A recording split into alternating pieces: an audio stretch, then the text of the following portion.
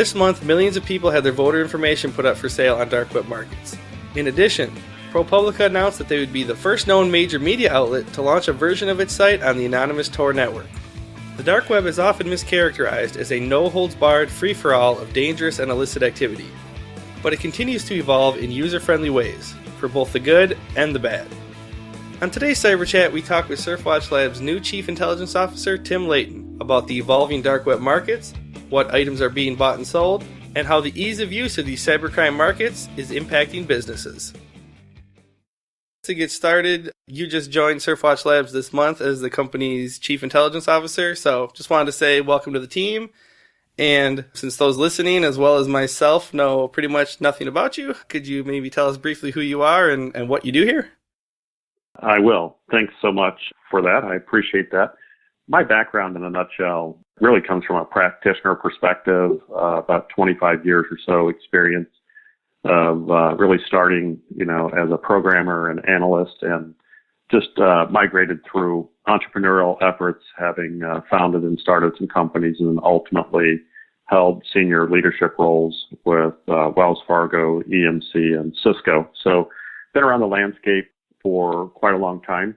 And I guess that's really more or less the nickel tour of my background. So my charter moving forward here is really providing direction on the vision and day-to-day focus moving forward as we move into 2016 and our go-to-market, and really doing a lot of listening with our clients, getting feedback, taking that to heart, and helping them move the ball forward as it relates to their cyber threat intelligence capabilities and maturities. And for those who don't know, SurfWatch Labs does threat intelligence, and that includes doing some stuff on the dark web. And I thought that's what we could talk about today. It seems like everyone's talking about the dark web lately. For example, I believe there was just a recent data dump of voter information, and Motherboard is writing about how, millions of people's information is for sale on the dark web. And I wanted to get your thought on that, because a lot of times we see stories where there's this, I guess you call it like business card information, like names, phone numbers, email addresses, things like that are for sale. And a lot of my friends and family, they kind of think, oh, who cares? Everyone, has that information already. So, do you think businesses and individuals should be worried about information such as like this voter information that's for sale on the dark markets? Well, I think concerned is an interesting term. My perspective of having been an intelligence practitioner for quite a while is that I look at it a couple different ways. First of all, I look at it at face value, meaning that if it's got, some PII or PHI type information that could be damaging to an individual, that's a very clear straight line to we'll call it the worry factor, right? But even if that is the case, that's not always the reason. There's more deeper concern.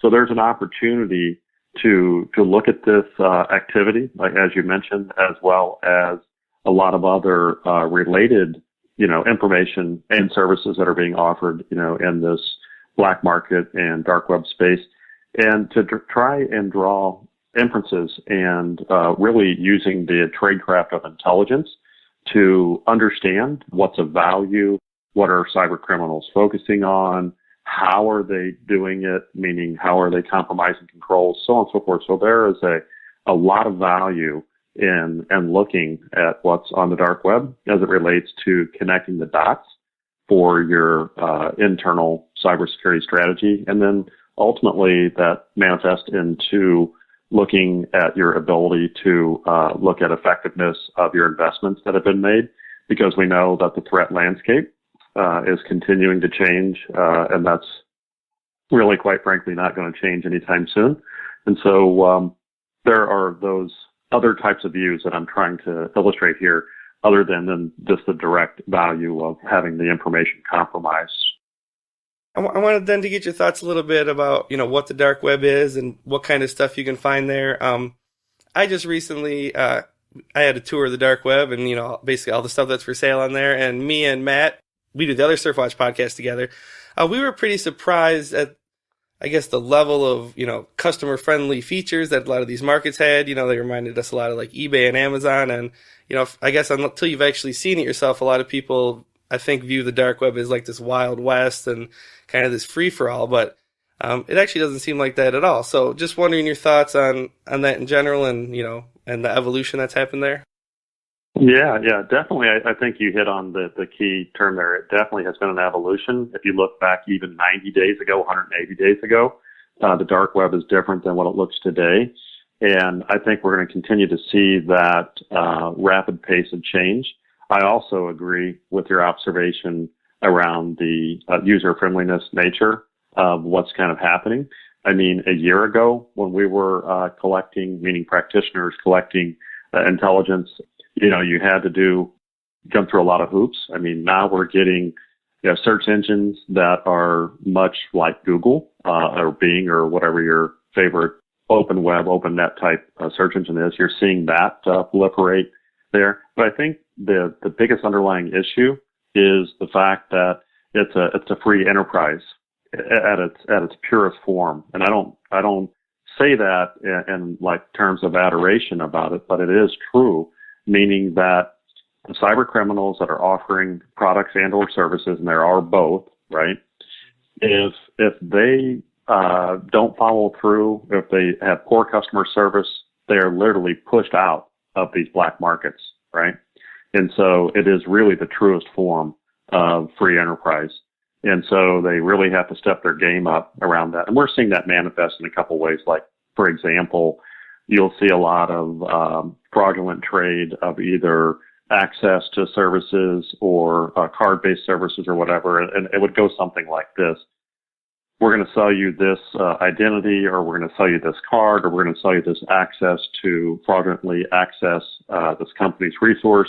If for any reason this doesn't work, we give you a lifetime guarantee, and we'll replace and give you a new whatever fill in the blank is.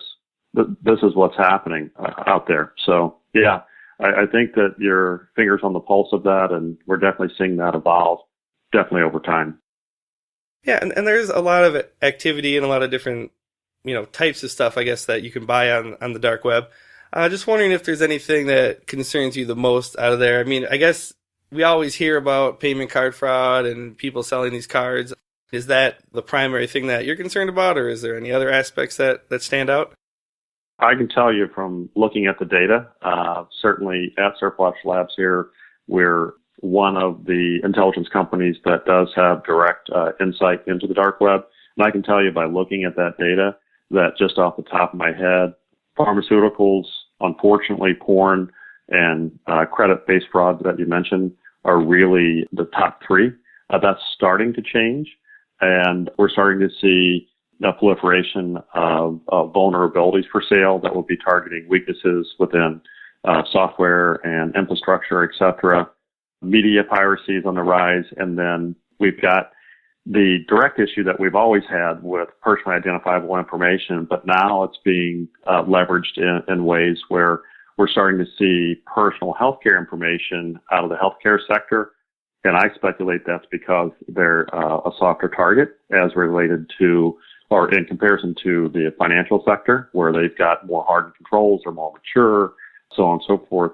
And so we're starting to see this shift. I can see it literally in the data happening as we speak. So it's fast moving, and you got to pay attention, and being able to extrapolate value and intelligence out of that. It's a full-time job for people, right, to be able to do that. Yeah, and just reading about the dark web and covering it the last couple of months, I guess one thing that really stands out to me is, well, for example, we were talking about the evolution is much more customer friendly. And then we have, all this cybercrime as a service, all these different tools out there.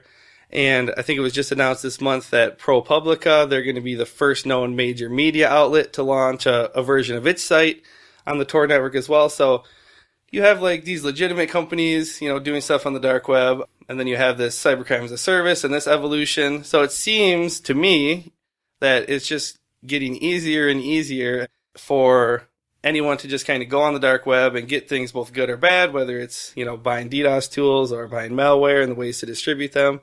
Do you agree with that it's just going to get easier for these, the pool of bad guys to do things fairly easily? Yeah, I think it's going to continue to always evolve. I think it's going to get easier for those that are that are honest as well, that want to be sensitive to their privacy issues. I mean, we see that there's an onion site for Facebook, right? So if you want to install, the Tor browser on your machine, whether or not you want to put up a VPN in front of that, whether or not you want to secure that VPN by a way that can be financially tracked or by cash, we're seeing that trend where VPN providers are becoming more sensitive to people wanting to protect their privacy. So with anything, there's always good and there's always bad in things. I mean, we could make that same characterization about, the quote unquote internet. And we're seeing that it continue as well. Anytime that you've got humans involved in it, there's going to be people have standards and different objectives.